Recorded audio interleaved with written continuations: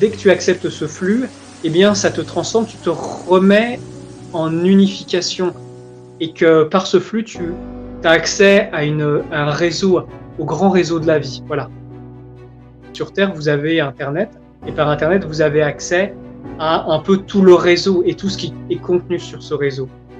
Imaginez que par cet écoulement, par cette connexion directe, eh bien, vous avez également accès à un réseau, le réseau de la vie, le réseau vibrant de la vie qui vous met en communion et en résonance avec le principe vivant sous-jacent à toute chose.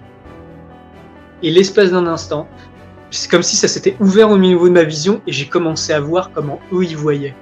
Et j'étais à la lisière d'une forêt et je voyais les arbres qui étaient comme des champs d'énergie pulsants, vibrants, et qui étaient plus une onde de forme ondulatoire, vibrante et rayonnante, qui chantait, qui émanait un chant. Et en fait, quand j'ai vu les arbres comme ça, parce que quand on voit un arbre qui se met comme ça à pulser, à rayonner, qui est plus vraiment matériel, en fait, nous on voit les choses très matériellement, mais si ces voiles juste de la matérialité se lèvent, on voit la beauté de ce que c'est vraiment un arbre. Et c'est absolument magnifique parce que tu comprends leur rôle dans la vie, d'être des antennes cosmotelluriques, d'être comme un réseau aussi nerveux de la Terre.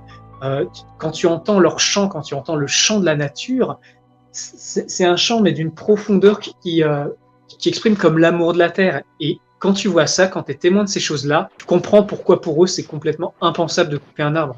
Tu le ferais jamais. Ce serait presque un crime en fait.